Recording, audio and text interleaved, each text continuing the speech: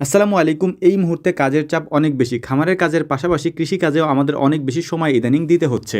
যেহেতু এখন পাটের সিজন, তাই আমাদের এদিকে যত কাজ থাকুক না কেন, সব কাজের মধ্যে সবথেকে বেশি কষ্টের কাজ হচ্ছে এই পাটের কাজ। অর্থাৎ এই পাটকে জাগ দেওয়া, তারপর এই পাট থেকে খড়িগুলিকে বাছাই করে আলাদা করা এবং পাটের যে সোনালী আঁশটা আছে সেটাকে আলাদা করে সুন্দর করে ধুয়ে রোদ্রে শুকিয়ে বাজারজাত করা।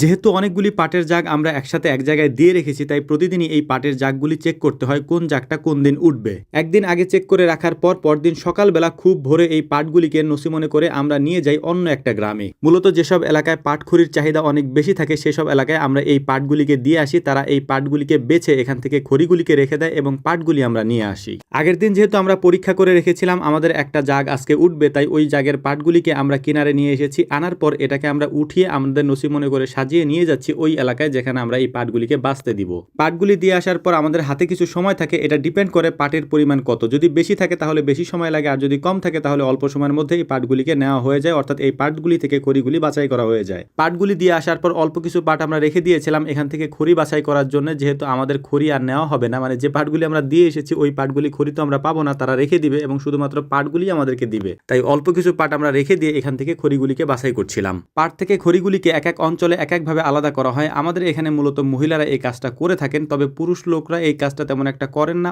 অল্প কিছু মানুষ আছেন যারা হচ্ছে যে পানির মধ্যে দাঁড়িয়ে এই পাটগুলিকে বাছাই করেন, যেটা অনেক জায়গায় হয়ে থাকে। তো যাই হোক, সকালবেলা 8টার দিকে ওই পাটগুলিকে আমরা দিয়ে এসেছি। 11টার মধ্যে ওই পাটগুলি থেকে আঁশটা বাছাই করা হয়ে গিয়েছে। আমরা যেয়ে তারপর ওই পাটগুলিকে নিয়ে এসে এখন ধোয়ার জন্য অন্য একটা জায়গায় চলে যাব যেখানে পানির অনেক সুন্দর একটা ব্যবস্থা আছে। এই যে খড়িগুলি দেখতে পাচ্ছেন, এই খড়িগুলি হচ্ছে যে আমাদের এই পাটের খড়ি। এই খড়িগুলি ওনারা রেখে দিবে এবং শুধুমাত্র পাটের যে আঁশগুলি আছে সেই আঁশটা, মূল পাটটা আমরা এখান থেকে নিয়ে যাব। এবং আমরা নিয়ে এসেছি আমাদের একটা নদীর পাড়ে, বিশেষ করে অনেক দূর, আমাদের বাড়ি থেকে প্রায় 3-4 কিলোমিটার দূরে। এখানে নিয়ে আসার পর সুন্দর করে আমরা একটা চট বিছিয়েছি এবং এই চটের পরে পাটগুলিকে রেখে এই জায়গায় আমরা এই পাটগুলিকে ধুবো। অর্থাৎ এই পাটগুলি থেকে ময়লা পরিষ্কার করে পরিষ্কার পরিচ্ছন্ন পাটগুলিকে আমরা বাড়িতে নিয়ে যাব। অনেকে প্রশ্ন করতে পারেন যে পাট নিয়ে আমরা এত দূরে কেন এসেছি বা নদীতে কেন এসেছি। মূলত নদীর পানিটা পরিষ্কার থাকে এবং নদীর পানি ভালো থাকে, স্রোত থাকে। এই স্রোতের মধ্যে পাট ধুলে পাটের যে কালারটা থাকে সেটা অনেক ভালো হয়। আমাদের ওখানে পাথারে বা পুকুরের পানি তেমন একটা উপযুক্ত না পাট ধোয়ার জন্য, যে কারণেই আমাদেরকে এত দূর আসতে হয়েছে। এর পাশাপাশি আরও একটা সমস্যা আছে, সেই সমস্যাটা হচ্ছে